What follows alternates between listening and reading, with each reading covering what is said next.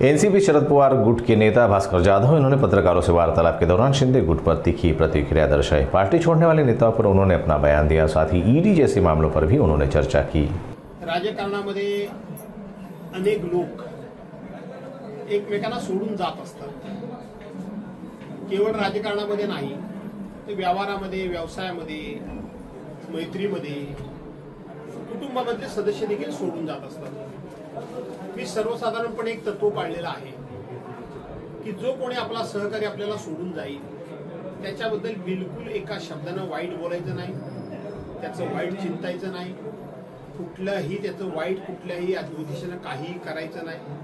ही माझी भूमिका गेली 40 वर्ष आहे आणि त्या भूमिकेला अनुसरून मी सातत्याने गोष्ट पाळत आलोय की भले तो माझ्या विरोधात काही बोलला तरी आपण त्याच्या विरोधात बोलायचं नाही। फारच काय अति झालं तरी एखादा शब्द जर मी बोललो तर तो त्याच्या वर्मावर बसेल अशा पद्धतीने मी बोलतो।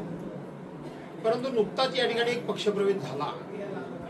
काही मंडळी ही शिंदे सेनेमध्ये गेली, हे आमचे जुने सहकारी गेले ठीक आहे, परंतु त्यांना कोणतरी खूप मोठा अशा पद्धतीचा एखादा मार्गदर्शक त्यांना भेटलेला दिसतोय आणि त्यांनी माझ्याबद्दल काहीही न बोलता भावनिक अशा पद्धतीचं वातावरण निर्माण करण्याचा प्रयत्न केला। त्यांनी काय सांगितलं की भास्कररावांच्यावर आमचा राग नाही, भास्कररावांनी आमच्या भागात करोड रुपयाची कामं भास्कररावांनी केलेली आहेत, ते आमच्या अनेक अडीअडचणीला प्रसंगाला प्रत्येक वेळी उपयोगी पडलेले आहेत। हे सगळं करत असताना माझ्या आयुष्यामध्ये मी करोड रुपयाची कामं केली, परंतु ही कामं करण्याकरता म्हणून कोणालाही 5 पैशाचा कधीही तोशीस लागू दिलेला नाही आणि मग तरी देखील आम्ही भास्कररावांना सोडून गेलोय, ते सत्य करता गेलोय, लोकांच्या विकास कामांकरता गेलोय अशा पद्धतीने त्यांनी चर्चा सुरू केली। माझ्या लक्षात आलं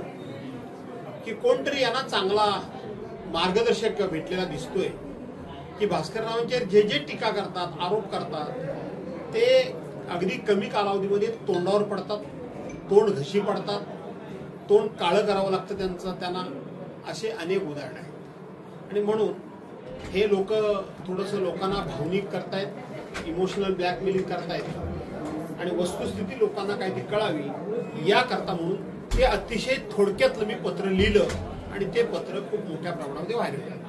त्याच्यामध्ये तुम्ही कसा उल्लेख केला की मला कोणी राजकारण शिकू नये, एक गेला तरी 4 निर्माण करण्याची तयारी माझ्यात आहे। तरी वस्तुस्थिती आहे ना, याचं तुम्हीच आता मला प्रश्न विचारताना विचारला की एवढी मोठी गर्दी, ही माझी पोस्ट कधी आली? काल रात्री आली, 8:30-9 वाजता ही पोस्ट आली आणि मी रेग्युलर जसा ही मतदारसंघात भेटायला येतो तसा मी आज भेटायला आलोय। पण त्यानंतर हा उसळलेला जो जनसागर तुम्ही बघताय यातून भावना काय लोकांची दिसतीये की कोण गेलेत त्यांना जाऊ द्या, भास्करराव तुम्ही चिंता करू नका, आम्ही तुमच्या पाठीशी गंभीरपणे उभे आहोत। ही साक्ष देण्याकरता, ही खात्री देण्याकरता आणि 100% पाठीशी उभं राहण्याकरता म्हणून ही गर्दी जमलेली आहे। त्यामुळं 4 गेले तर 40 मी निर्माण करणारच आहे। आता तर मी अधिक ताकदीनं काम करणार आहे, ही वस्तुस्थिती आहे। सर, निवडणुकीच्या पार्श्वभूमीवरती एक जिल्हा परिषद उपाध्यक्ष आणि सलग 3 टर्म निवडून आलेले एक सदस्य त्या पक्षामध्ये गेल्यानंतर किती आव्हान वाटतं तुम्हाला?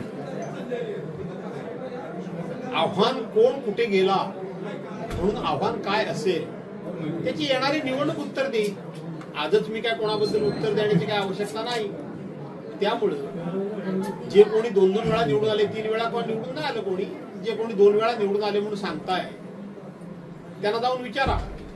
महिला पडली तरी तुम्हालाच उमेदवारी, पुरुष पडला रिझर्वेशन तरी तुम्हालाच उमेदवारी, ओबीसी पडला पुरुष पडो महिला पडो ते तुम्हालाच उमेदवारी, ओपनची पुरुष पडो महिला पडो तुम्हालाच उमेदवारी। तुम्हाला उमेदवारी सातत्याने देत असताना तुमच्या पाठीशी खंबीरपणे उभं राहण्याचं आम्हीच काम केलंय। याचा अर्थ तुम्ही गेलात म्हणून काय आमची पुण्याई पूर्णपणे संपली असं जर कोणाला काय वाटत असेल तर तशा भ्रमात कुणी राहू नये। सर, राजकीय प्रश्न